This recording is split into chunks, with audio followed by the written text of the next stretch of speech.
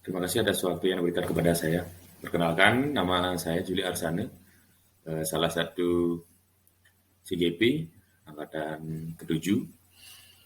Pada kesempatan hari ini, izinkan saya berbagi sedikit terkait dengan penugasan diri tentang refleksi kritis pemikiran Ki Hajar Dewantara. Yang pertama, sebelum kita mengkaji lebih jauh tentang beberapa semboyan Ki Hajar Dewantara, langkah lebih baiknya kita tahu dulu tentang pengertian tentang pendidikan dan pengajaran. Kadang arti pendidikan dan pengajaran ini dua kalimat yang secara kasat mata mungkin bisa dikatakan memiliki kesamaan, tetapi artinya sangat berbeda ya. Jadi itu.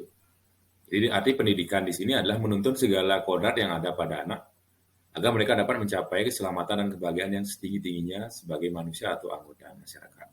Nah, sedangkan arti pengajaran itu adalah merupakan bagian dari pendidikan, di mana mengandung arti bahwa pendidikan dengan cara memberi ilmu atau berfaedah buat hidup anak-anaknya. Ya, jadi dalam artian di sini bahwasanya pendidikan itu menyangkut keseluruhan ya, jadi menuntun segala kodrat yang ada pada anak. Nah, di sini tuntunan ini mengandung arti bahwa di dalam hidup tumbuhnya anak itu terletak di luar kecakapan atau kehendak. Jadi kita kaum pendidik, punya guru, jadi anak-anak itu sebagai makhluk manusia benda hidup sehingga mereka hidup tumbuh menurut kodratnya sendiri.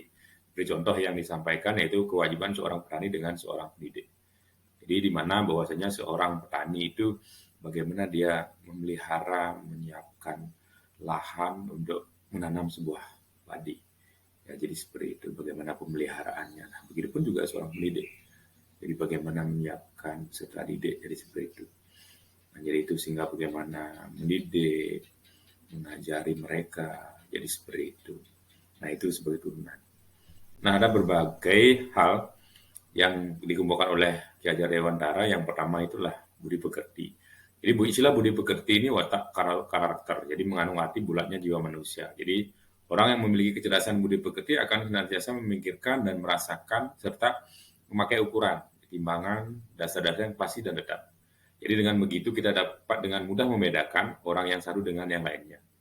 Jadi budi pekerti ini yang nama lainnya watak ya, jadi karakter gitu ya. Jadi seperti sekarang bahasa asing karakter itu memang melihat bahwasanya karakter anak-anak sekarang itu sudah mengalami penurunan, jadi itu ya. Jadi bagaimana sekarang pemerintah dalam ini pemerintah dalam ini Menteri Pendidikan Nasional mencoba untuk bagaimana agar menumbuhkan karakter-karakter anak-anak pada peserta didik yang mampu memberikan andil terhadap perkembangan kemajuan pendidikan dan mungkin yang ada di Indonesia. Jadi seperti itu ya. Jadi budi pekerti ini dapat diartikan sebagai perpaduan. Jadi cipta bagaimana kognitif pengetahuan yang dimiliki oleh siswa dan juga karsa, jadi sikap, jadi attitude dia, jadi afektif dalam hal ini sehingga menciptakan sebuah karya ataupun psikomotor ya sesuai dengan apa yang dicanangkan dalam pendidikan yang kurikulum sekarang itu bagaimana siswa itu memiliki profil belajar Pancasila. Jadi seperti itu.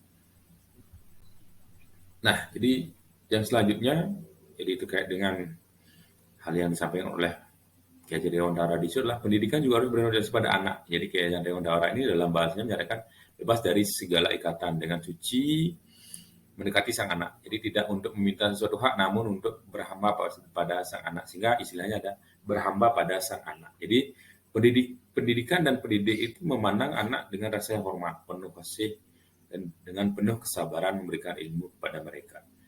Jadi ini jadi mulia sekali tugas guru, bagaimana guru di sini memandang anak itu dengan rasa penuh kasih sayang. Jadi penuh perhatian dan begitu pun juga bagi siswa yang memandang itu penuh dengan kesabaran. Jadi ketika kita memberikan ilmu kepada mereka, baik terhadap sikap budi pekertinya, jadi seperti apakah ilmu pengetahuan yang didapatkan.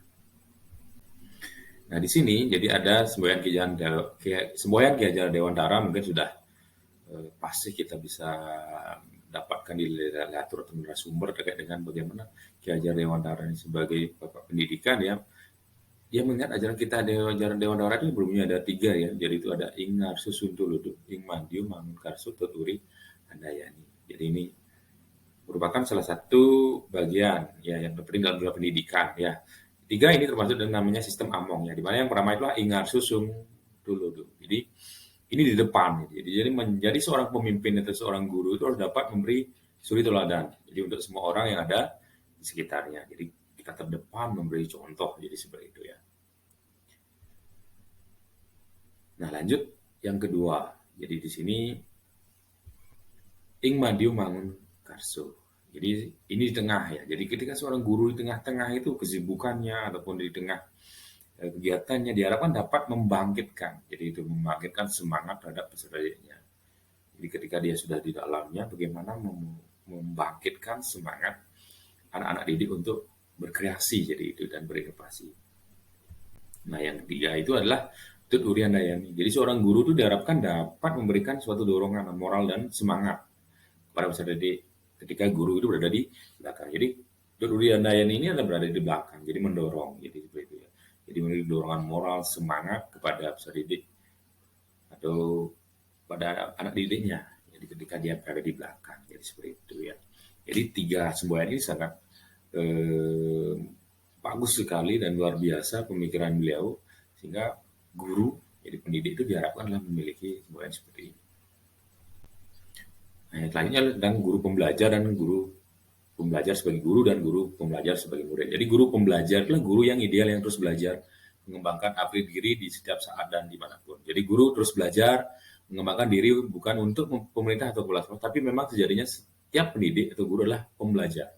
Hanya dari guru yang terus belajar dan berkarya akan muncul generasi pembelajar sepanjang hayat yang terus-menerus berkontribusi pada masyarakat dan lingkungannya. Jadi guru pembelajar adalah guru yang senantiasa terus belajar selama dia mengabdikan dirinya di dunia pendidikan. Jadi oleh karena itu, ketika seorang guru itu memutuskan untuk berhenti atau tidak mau belajar, maka pada saat itu dia berhenti sebagai guru atau pendidik. Jadi seperti itu ya. Kenapa sih rasanya guru terus belajar? Ya karena perkembangan teknologi jadi semakin canggih. Jadi guru tuh harus juga berinovasi atau belajar beradaptasi. Begitupun juga karakter anak. Jadi itu ya. Jadi mungkin sekarang berbeda karakternya anak ataupun apa namanya istilahnya bagaimana anak yang sekarang dibandingkan dengan tipikal siswa yang dulu itu berbeda sekarang. Jadi seperti itu. Nah, yang terakhir itu tentang guru pembelajar. Jadi guru lainnya sebagai seorang siswa di kelas, belajar di kelas ataupun di mana saja yang dapat mengembangkan pengetahuan yang tidak dimiliki dari tidak bisa menjadi bisa. Jadi dalam proses belajar, guru memperoleh ilmu pengetahuannya berguna untuk pengembangan kompetensinya dari berbagai sumber, baik itu dari sumber ataupun literatur yang mendukung jadi peningkatan kompetensinya. Jadi demikian mungkin yang bisa saya sampaikan terkait dengan refleksi kritis terkait dengan ajaran Ki Hajar Dewantara. Ini betul-betul luar biasa sehingga mampu jadi kita sebagai seorang pendidik membantu kita mengarahkan kita untuk belajar dan terus belajar bagaimana kita bisa menjadi pembelajar sepanjang hayat dan mendidik anak-anak bangsa untuk meraih suatu kemajuan di masa depan. Terima kasih.